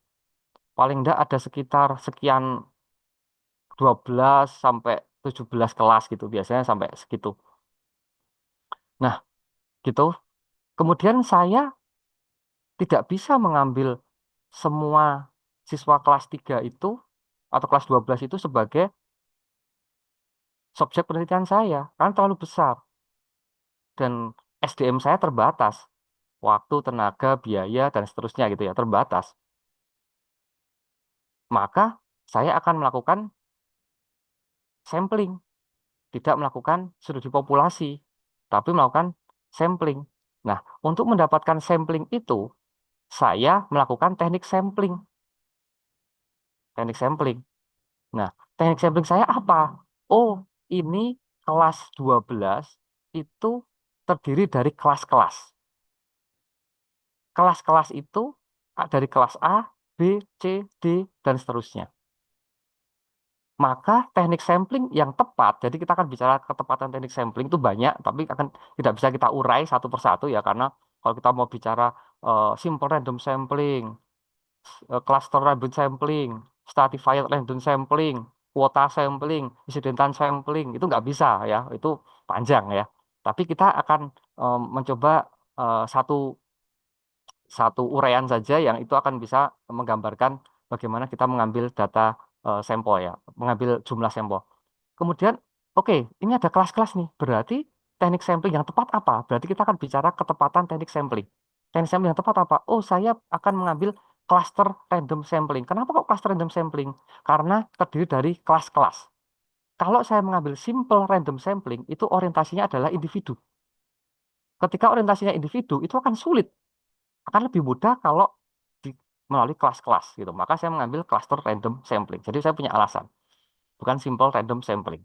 Simple random sampling orientasinya adalah individu, cluster random sampling orientasinya adalah cluster atau kelas. Gitu. Jadi, oh saya pakai cluster. Oke, ketika saya melakukan cluster random sampling, itu saya melakukan sebuah proses. Saya melakukan sebuah proses. Apa itu? Bagaimana saya bisa mendapatkan jumlah sampel yang representatif, bisa merefleksikan atau menggambarkan 1.500 siswa yang ada di kelas 12. Bahkan nanti mungkin akan bisa digeneralisasikan ke subjek yang lebih luas di luar SMK ini. Nah, maka saya akan mencoba menggunakan sebuah formula untuk mendapatkan jumlah sampel itu. Jangan dikira-kira. Saya itu paling gedek-gedek ya, bahasa bahasa Jawa itu gedek-gedek itu heran. Itu kalau mahasiswa itu jauh atau eh, mahasiswa saya lah, saya oke lah, saya bicara mahasiswa. Mahasiswa saya S1 dan S2 itu bicara menjawabnya adalah dengan jawaban karena saya menurut saya eh, jumlah sampel yang bisa digunakan adalah sejumlah 70. Jadi kata-kata haram yang sering saya larang untuk mahasiswa saya adalah sepertinya, kayaknya, mungkin, kalau nggak salah. Itu adalah kata-kata yang saya minta jangan diucapkan ketika Anda itu mempertanggungjawabkan hasil riset Anda. Hasil riset Anda itu adalah kepastian, kepastian proses dan hasil, bukan subjektivitas Anda. Nah, itu. Jadi kalau bilang, kayaknya Pak, 30 sampel itu sudah cukup. Menurut saya Pak, 30 sampel itu sudah relevan. Kalau nggak salah Pak, teman-teman saya itu sampelnya itu hanya 30. Itu sudah tidak ilmiah sekali cara pengambilan jumlah sampel seperti itu. Maka gunakanlah sebuah formula. Misalnya, ada pengambilan sampel dengan tabel Crabtree-Morgan. Ada pengambilan sampel dengan cara rumus Slovin. Ada pengambilan sampel dengan formula-formula, banyak formula-formula untuk bagaimana kita bisa mendapatkan jumlah sampel yang representatif untuk mencerminkan jumlah populasi yang ada. Bahkan kita sudah disediakan tabel populasi sampel dengan taraf kepercayaan 1% atau 5%. Itu kita tinggal pakai, nggak usah ngitung. Dengan jumlah sampel sekian, itu, maaf, dengan jumlah populasi sekian, itu sampelnya minimal harus berapa. Nah, itu bagus kalau Anda itu bisa memenuhi minimal sampel yang ada di formula itu. Entah itu secara manual ngitungnya, entah itu secara tabel yang udah otomatis ada, atau yang lainnya. Itu saran saya seperti itu. Jadi ada pertanggungjawaban untuk bisa mendapatkan populasi yang sudah diuji dengan formula-formula dari hasil riset yang ada sebelumnya. Nah, itu. Jadi seperti itu. Sehingga, saya mendapatkan dari 1.500 itu saya mendapatkan jumlah sampel yang representatif itu dengan formula misalnya adalah Crabtree-Morgan misalnya yang sering dipakai itu sejumlah 250 subjek. Kemudian saya konversikan nih, 250 subjek itu bisa didapatkan dari berapa kelas? Oh, bisa didapatkan dari 8 kelas. Maka saya akan melakukan proses untuk mendapatkan 8 kelas itu dengan cara yang ilmiah gitu ya. Misalnya dengan eh, metode tertentu ya. Eh, Pak Untuk Teten, ya, izin ya, 6 ya. menit lagi ya. Oh ya, oke, siap. Kemudian ya kita ngebut ya. Kemudian prosedur penelitian. Nah, nih tolong tuliskan bagaimana melakukan prosedur penelitian. Eh, Bagaimana sih kita itu dari awal sampai dengan selesainya penelitian ini dilakukan dan prosedur penelitian kalau bisa spesifik, jangan umum. Spesifik pada variabel yang menjadi permasalahan Anda. Itu. Dan alat ukur dan seterusnya. Pokoknya spesifik, jangan umum. Nah, itu. Kemudian teknik pengumpulan data. Ini, saya menekankan teknik pengumpulan data. Itu sering kali ditanya oleh mahasiswa atau teman-teman dosen. Pak, alat ukurnya itu bisa menggunakan alat ukur yang sudah ada atau harus menyusun sendiri? Itu pertanyaan yang sering kali muncul. Ya, bahkan ketika kita mempertanggungjawabkan dalam sebuah sidang, sering ditanya, kenapa kok Anda menggunakan alat ukur yang sudah ada? Atau sebaliknya, kenapa kok Anda menyusun alat ukur sendiri? Padahal sudah ada alat ukur yang sudah ada. Itu Anda harus bisa mempertanggungjawabkan itu. Ingat, teman-teman semuanya, konsekuensi menggunakan alat ukur yang sudah ada itu ada konsekuensinya. Ya, apa konsekuensinya? Satu, menggunakan alat ukur yang sudah ada ya nih. Satu, apakah alat ukur itu mengadaptasi, mengadopsi, memodifikasi, atau menggunakan sama persis yang sudah ada sebelumnya? Tolong dijelaskan. Nah, itu. Apa tuh mengadaptasi, apa tuh mengadopsi, atau apa tuh memodifikasi, apa sih menggunakan? Nah, itu ada syaratnya masing-masing. Jangan asal. Justru ketika Anda menggunakan alat ukur yang sudah ada, pertanggungjawaban Anda itu lebih besar. Kenapa? Karena akan berbeda dengan ketika Anda menyusun alat ukur sendiri. Ketika Anda menyusun alat ukur sendiri, Anda betul-betul tahu prosesnya. Menyusun alat ukur itu dari awal sampai akhir, sehingga apapun yang akan diklarifikasi, ya, itu akan bisa Anda sampaikan. Tapi kalau menggunakan alat ukur yang sudah ada, Anda itu harus minta izin pemilik alat ukur. Anda harus tahu bagaimana alat ukur itu dibuat oleh pemilik alat ukur itu. Apakah teorinya relevan dengan penelitian Anda? Apakah hasil-hasil yang sudah digunakan untuk uji coba alat ukur yang Anda gunakan itu sudah bisa diterima atau belum? Dan seterusnya. Itu harus Anda tuliskan di dalam riset Anda. Berapa hasil uji validitas dan reliabilitas alat ukur yang Anda gunakan ini. Itu Anda tuliskan, jangan Anda lewati itu. Seringkali teman-teman itu tidak menuliskan alat ukur hasil dari uji validitas dan reliabilitas alat ukur yang sudah ada itu. Hanya asal menggunakannya. Nah, itu yang tidak tepat. Kemudian cross check dengan permasalahan. Apakah alat ukur yang sudah ada itu relevan dengan alat ukur yang relevan dengan permasalahan yang ada sebelumnya. Nah, gitu. Panjang ini ya diskusinya karena dibatasi loncat ke tahap berikutnya. Kemudian yang berikutnya adalah validitas dan reliabilitas alat ukur. Nah, silahkan Anda menguji validitas dan reliabilitas alat ukur. Kalau di kami, di sosial, ya, apalagi di psikologi khususnya, itu kami sering melakukan yang namanya uji treter. Jadi alat ukur itu, ini catatan untuk semuanya. Alat ukur itu penting, jangan Anda menggunakan alat ukur itu tanpa sebuah proses yang ilmiah yang bisa dipertanggungjawabkan. Alat ukur itu tidak sekedar Anda membuat, tapi Anda harus mengujinya. Bagaimana cara mengujinya? Validitasnya diuji, reliabilitasnya diuji. Anda bisa menggunakan icon V. Icon V itu menggunakan rater. Jadi kita menggunakan 5 ahli misalnya. Rater A, B, C, D, E. Kemudian Anda uji menggunakan icon V. Nanti Anda akan mendapatkan item-item yang valid dan tidak valid dengan kriteria koefisien icon V yang sudah ditentukan. Itu contohnya begitu. Reliabilitas juga sama, harus diuji sampai dengan alat ukur itu eh, memenuhi persyaratan kriteria reliable. Kemudian setelah itu yang terakhir adalah analisis data. Kalau kita bicara teknik analisis data, berarti kita akan menggunakan ini mengujinya menggunakan program apa, Pak, Bu, gitu ya. Jangan asal program. Kenapa Anda menggunakan SPSS? Anda harus tahu alasannya. Kenapa Anda menggunakan Jamovi? Anda harus tahu alasannya. Kenapa Anda menggunakan JARS? Kenapa Anda menggunakan Lisrel? Kenapa Anda menggunakan AMOS? Kenapa Anda menggunakan PLS? Itu tools-tools untuk kuantitatif. Tetapi pertanyaannya adalah why? Kenapa? Apakah ini nggak bisa digunakan apakah ini nggak bisa diuji dengan tools A sehingga Anda ke tools B? Atau Anda ingin mencari sesuatu sesuai dengan tujuan penelitian itu. Nah, itu yang harus Anda pertahankan. Anda memilih teknik analisis data harus mendukung tujuan penelitian itu. Kembali kepada tujuan penelitian itu, tujuannya apa? Sehingga analisis datanya itu relevan.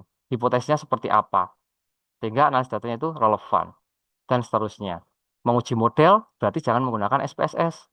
Jangan menggunakan tools-tools yang tidak bisa untuk menguji model. Anda bisa menggunakan Lisrel, Amos, PLS, atau mungkin Jamovi, ya, dan lain sebagainya. Nah, itu yang harus Anda pahami untuk teknik analisis data. Saya pun nggak hafal ya, analisis data itu banyak banget. SPSS ada, analyze itu banyak banget alat dari regresi, product moment, dan seterusnya. Kemudian PLS juga banyak toolsnya ya, dari outer model, dari inner model, dan lain sebagainya. Nah, itu yang penting Anda bisa bertahan. Kenapa menggunakan alat ukur itu? Nah, dah selesai Bu Yuni. Saya sampai di situ saja. Saya paskan 6 menit ya. Matur nuwun, mungkin bisa sharing ya. Terima kasih. Assalamualaikum warahmatullahi wabarakatuh. Waalaikumsalam warahmatullahi wabarakatuh. Terima kasih Pak Teten untuk penjelasannya. Ini harusnya Bapak Ibu, adik-adik mahasiswa semuanya sudah lebih paham lagi ya, karena Pak Teten menjelaskannya sangat runtut sekali, mulai dari penentuan judul, kemudian permasalahan, sampai dengan teknik analisis data. Baik, Pak Teten mungkin bisa sambil istirahat ya, Ya, sambil menunggu ini. Bapak Ibu, Mas dan Mbak, adik-adik mahasiswa yang mau bertanya, kami buka sesi tanya jawab untuk termin pertama ya. Mungkin 3 penanya terlebih dahulu. Monggo silahkan bisa raise hand.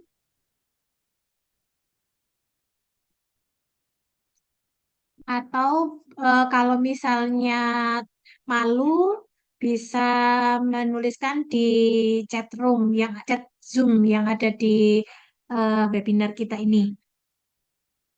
Nah, ini ada yang bertanya. Sebentar. Dari bagian chat Zoom ya, Pak Teten. Ini dari Bunaya Dea, Fakultas Psikologi. Izin bertanya terkait Writer skala. Berapa minimal jumlah writer yang harus digunakan dalam penelitian? Terima kasih. Itu dari Bu Naya. Mau dijawab dulu atau saya bacakan pertanyaan yang kedua, Saya jawab, Pak Teten? saya jawab dulu aja ya. Oh ya, baik. Ya, Oke, monggo dari Bu Naya dia. Monggo, silakan. ya. Eh, baik, terkait dengan hal itu saya agak geser sebentar ya, agak mundur sebentar bahwa ketika kita mau menjustifikasi sebuah alat ukur ya atau menegakkan validitas alat ukur itu nanti ada dua desain ya, ada dua tahap. Kalau saya kok dua tahap ya, bukan dua desain. Kalau dua desain nanti terpisah, tapi ada dua tahap. Yang pertama itu adalah eh, menegakkan validitas secara subjektif melalui professional judgment-nya. Jadi kalau ini kan yang bertanya bisa S1, bisa S2 ya tadi dari psikologi tadi ya. Misalnya itu adalah eh, dari mahasiswa S1 dan S2 yang mempunyai pembimbing. Maka ketika Anda itu eh, menegakkan validitas melalui professional judgment ya, yaitu pembimbing Anda, saya kan juga pembimbing ya. Saya akan ditanya, Bapak ini alat ukurnya sudah betul atau tidak? Ini item-item yang saya buat. Coba Bapak cek ya substansinya, kontennya itu apakah sudah relevan dengan konteks penelitian ini atau belum. Tolong koreksinya, saya koreksi. Itu adalah menegakkan validitas tapi masih secara subjektif. Ya, secara subjektif. Jadi itu apakah boleh? Boleh, tapi masih secara subjektif oleh dosen pembimbing. Kemudian ada tahap kedua lagi selain professional judgment yaitu yang tadi namanya adalah dengan menggunakan rater. Rater itu sebaiknya ini ya, sebaiknya pembimbing itu tidak menjadi salah satu yang dihitung dalam rater. Nah, itu dulu. Jadi jangan sampai saya dihitung rater pertama, kemudian rater kedua adalah Bu A, rater ketiga adalah Bu B, rater ketiga adalah Bu C. Nah, menurut saya itu sebaiknya rater itu di luar rater subjektif atau professional judgment tadi. Nah, kembali ke pertanyaan itu. Terus berapa jumlah dosen atau ahli yang bisa digunakan untuk rater di luar dosen pembimbing? Tidak ada teori yang mengatakan harus berapa. Tapi kalau memang teman-teman dari proses pengalaman saya itu paling tidak teman-teman itu bisa mendapatkan hasil yang eh, relevan, yang baik itu adalah tiga ya, paling nggak minimal tiga rater, walaupun biasanya teman-teman tuh lima, ada yang enam, ada yang tujuh.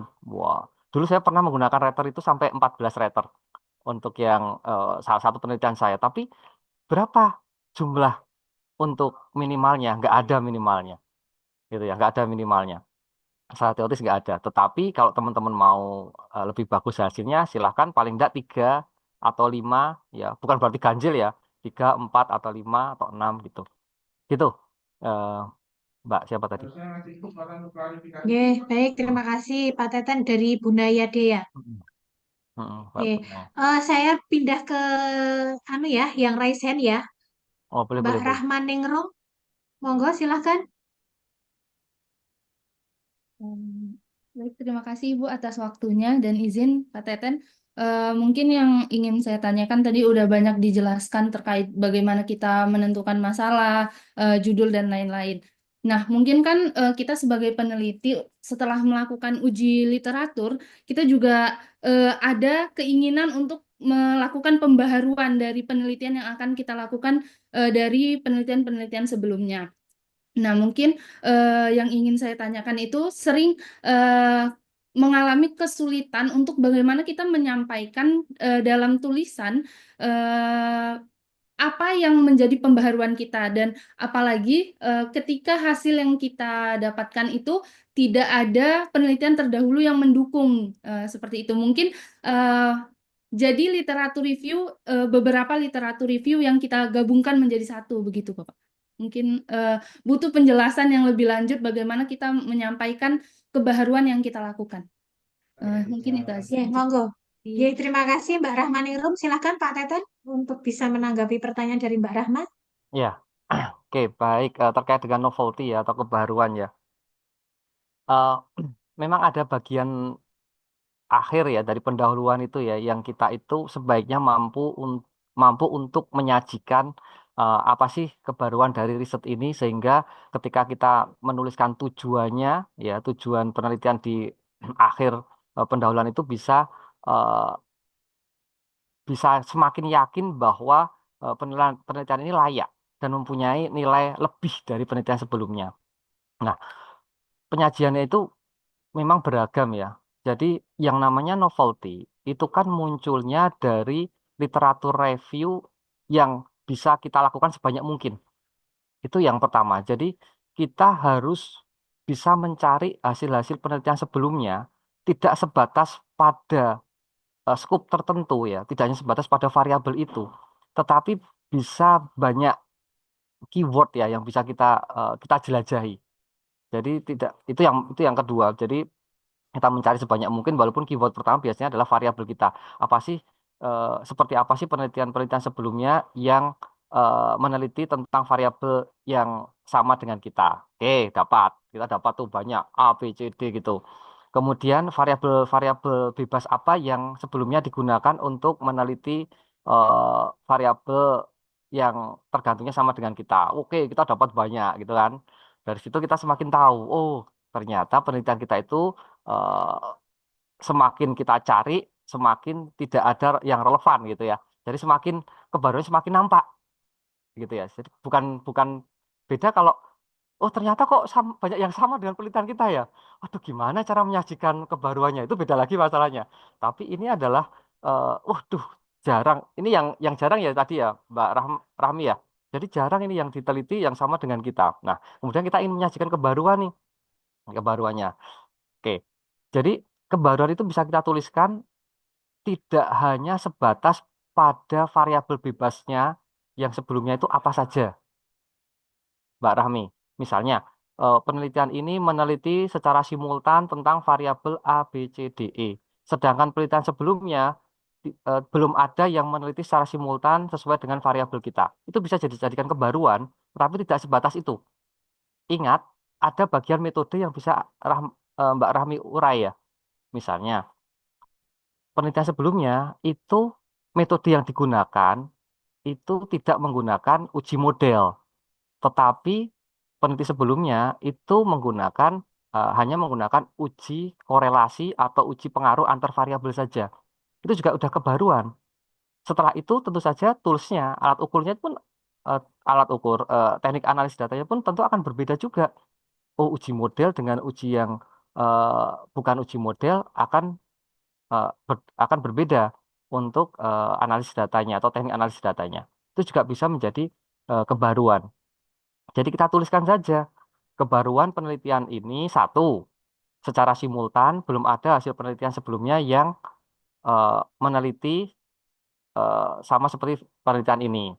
Yang kedua, secara metodologi ya, atau secara metode penelitian, eh, misalnya em, analis data yang digunakan itu sebelumnya bukan untuk uji model, tetapi yang ini menggunakan uji model menggunakan misalnya SEM. Itu sudah beda misalnya.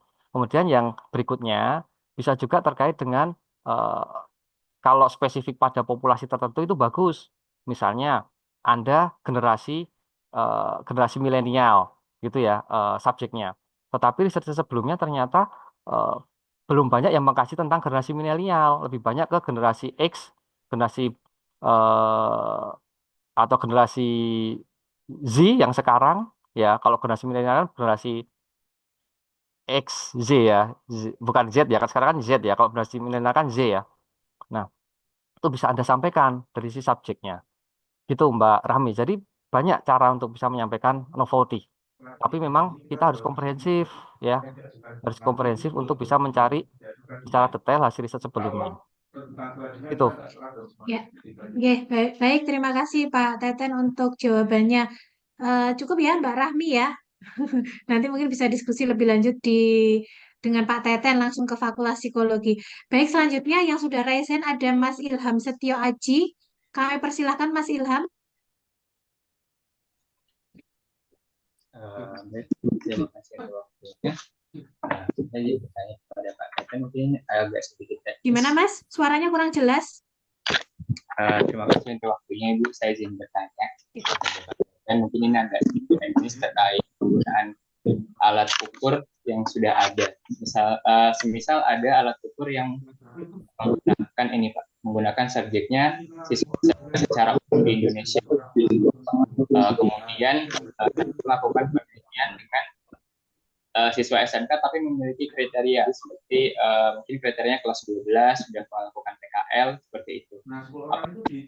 Apapun yang menggunakan subjek secara umum dari kelas 3 itu dapat untuk penelitian di selanjutnya itu Pak yang menggunakan subjek dengan kriteria kelas 12.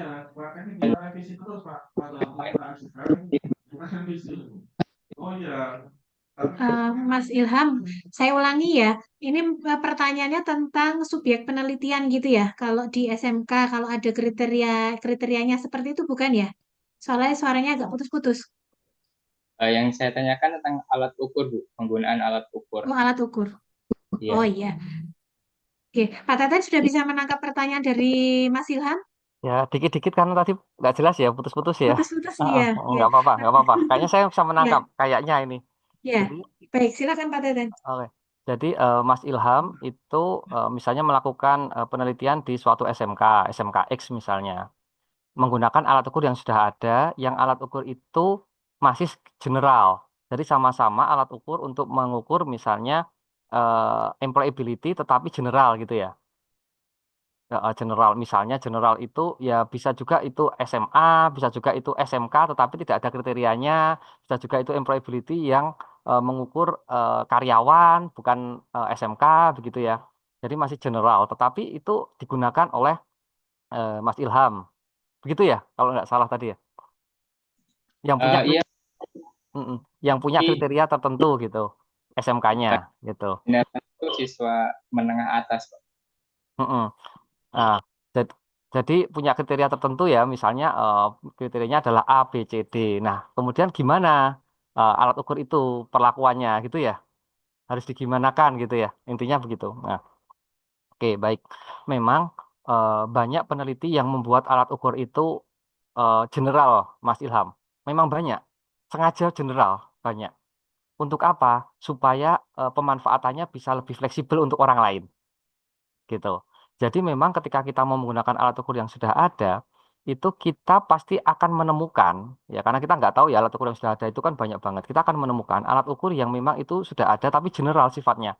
Pertanyaan kita, ini mau saya pakai, tapi eh, subjek saya itu punya kriteria tertentu. Gimana ya caranya? Apakah bisa, boleh atau tidak gitu. Ada yang seperti itu, tapi sengaja. Tapi ada juga yang peneliti itu membuat alat ukur itu memang spesifik.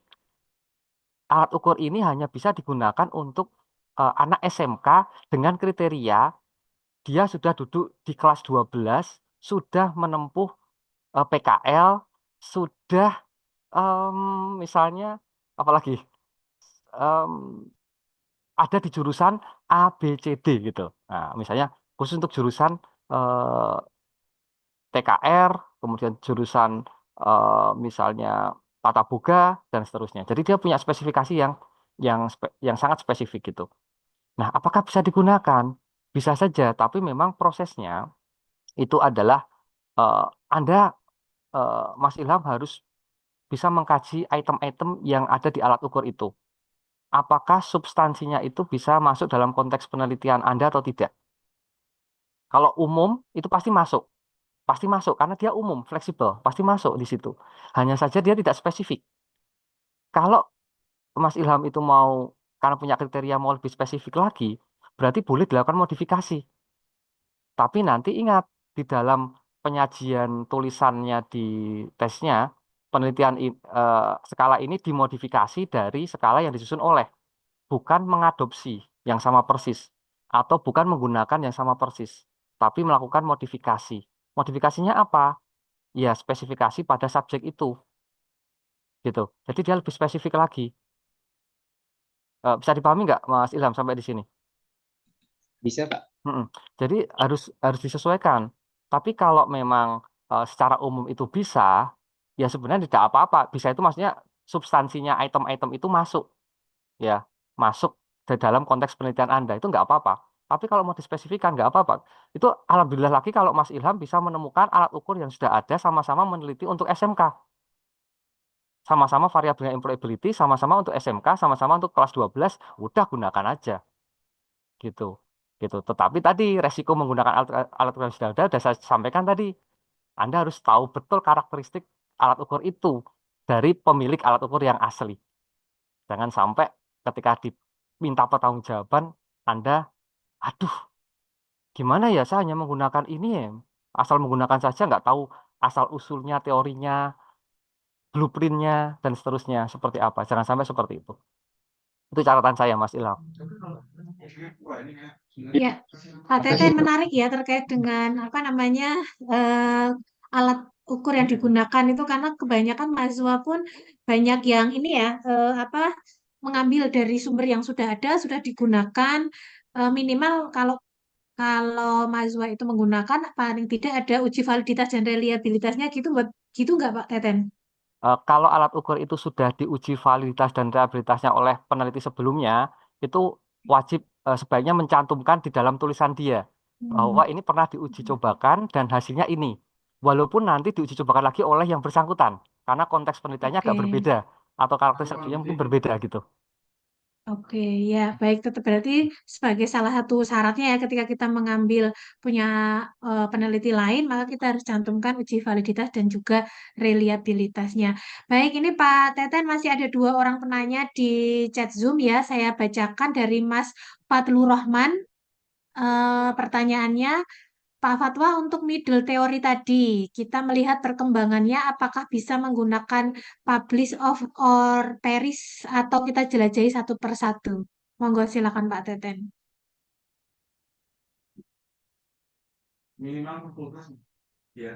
Gimana Mas? Pak, masih mute Pak Teten. Sorry, sorry. Ya, ya. Oke, oke, oke, oke. Kurang fokus ini. Udah kliyang-kliyang ngomong terus dari tadi. Ya, sebentar lagi selesai kok Pak Teten, aman. Satu penanya lagi nanti. Oke, baik. Oke, terkait dengan middle teori ya, tadi alhamdulillah ada yang tanya terkait dengan ini ya, karena tadi saya memperkenalkan grand teori, middle teori, sama apply teori. Nah, terkait dengan middle teori memang eh, sebaiknya kita melakukan itu ya, yang pasti itu. Jadi kita melakukan sampai kepada middle teori, sampai kepada middle teori yang terupdate gitu ya. Jadi tidak hanya sebatas middle teori di tahun tertentu yang mungkin agak lama dari sekarang, tapi kita mencoba mencari sampai dengan yang paling baru itu kapan sih teori ini berkembang gitu. Atau mungkin eh, applied teorinya itu udah ada, udah digunakan oleh peneliti-peneliti sebelumnya yang eh, terupdate. Itu malah lebih bagus lagi karena kalau kita bicara applied teori berarti ini sudah teraplikasikan di dalam riset-riset yang lebih operasional ya. Jadi sudah digunakan untuk peneliti A, peneliti B, peneliti C untuk mengambil data, untuk yang memang variabelnya sama persis ya, untuk mengambil data, untuk dan sampai dianalisis dan seterusnya.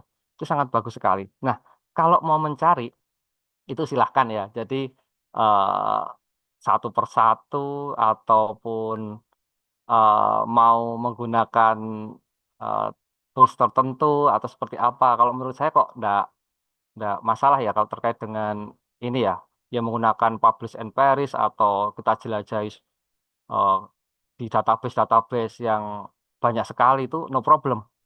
Yang penting itu tadi teman-teman bisa mendapatkan data perkembangan middle teori itu sampai di mana. Kalau saya kok itu ya. Ya, baik Pak Teten. Satu lagi ya Pak ya. Semoga masih Oke. on semangatnya nih Pak Teten ya.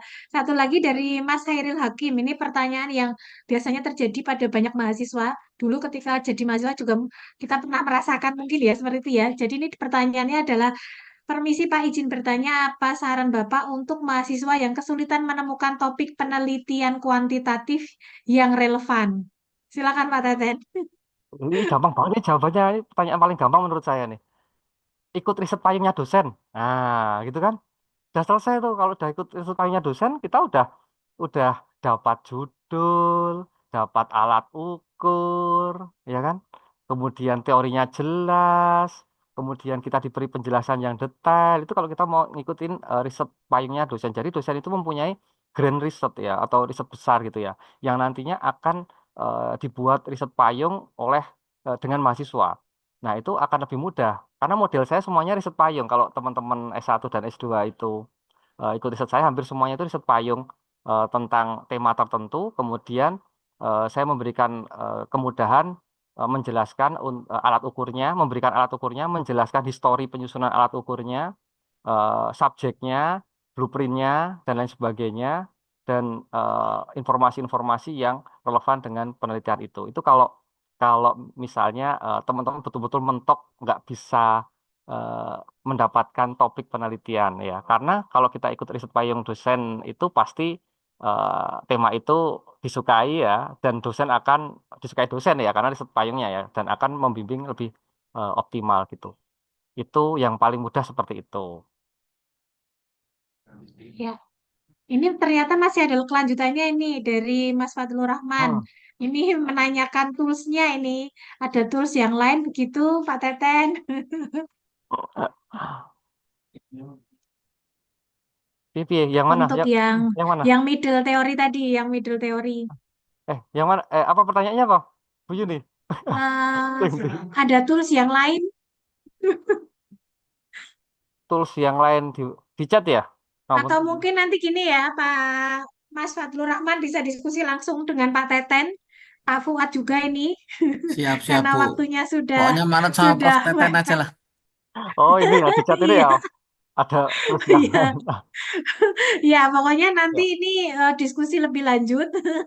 Oh, Bapak oh. Ibu dosen, mahasiswa, adik-adik mahasiswa nanti bisa bertemu langsung dengan Pak Teten di Fakultas Psikologi. Mohon maaf sekali karena memang waktu yang terbatas sehingga kita tutup untuk sesi tanya jawab pada kesempatan hari ini. Gitu ya Pak Teten ya. Derek. Saya mau ngomong panjang lebar ya tadi untuk diskusi ya. Iya, oh diskusi nggak ada habisnya ini nanti ada Pak Fuad, ada Mas Fadlur Rahman ini nanti nggak habis-habis ya. Jadi kita Sengaja itu. batasi saja. Oke, mungkin Bapak Ibu, Alhamdulillah kita sudah selesaikan ya untuk sesi tanya jawab bersama dengan pakar kita untuk penelitian kuantitatif bersama Pak Fatwa Tentama. Terima kasih sekali kepada Pak Fatwa yang sudah memberikan ilmu kepada kita semua, sudah memberikan kesempatan juga untuk berdiskusi terkait hal-hal yang mungkin belum kita pahami, tetapi mungkin di sini masih banyak Bapak Ibu dan juga adik-adik mahasiswa yang ingin berkonsultasi. Nanti mohon izin Pak Teten mungkin bisa ini ya, bisa ditemui di jalur yang lain, tidak melalui webinar ini, tetapi langsung ke Fakultas Psikologi saja, langsung mencari Pak Teten, karena Pak Teten ini kalau berangkat juga sangat pagi, jadi insya Allah dari pagi sudah bisa ditemui gitu, nggih, Pak Teten, matur suwun sangat. Iya, iya. Terima kasih sekali, dan juga terima kasih kepada Bapak Ibu peserta yang masih bersabar dan terus menyimak webinar series dari BPI, LPPM UAD pada siang hari ini. Selanjutnya dari saya selaku moderator, mohon maaf jika banyak terdapat kesalahan. Untuk itu saya kembalikan kepada MC, tetapi sebelumnya saya tutup. Assalamualaikum warahmatullahi wabarakatuh. Kami kembalikan ke MC. Waalaikumsalam warahmatullahi wabarakatuh. Baik, terima kasih Bu Yuni dan Pak Teten, serta para peserta yang telah mengikuti acara dari awal sampai akhir. Untuk presensi dan sertifikat akan di-share di room Zoom ini. Tolong untuk sebelumnya jangan meninggalkan room Zoom terlebih dahulu. Izin Pak Teten dan Bu Yuni, ada sedikit pantun sebelum saya tutup webinar pada siang hari ini. Baik, Monggo. pisau diasah buat bertani, Cakep, bawa ke ladang oleh Bu Ana. cakep, Selesai sudah acara siang ini, semoga berkenan dan bisa diterima ilmunya. Amin. cakep. Amin, ya Allah. Baik, saya mewakili panitia yang bertugas menyampaikan mohon maaf atas salah kata dan perbuatan. Wassalamualaikum warahmatullahi wabarakatuh.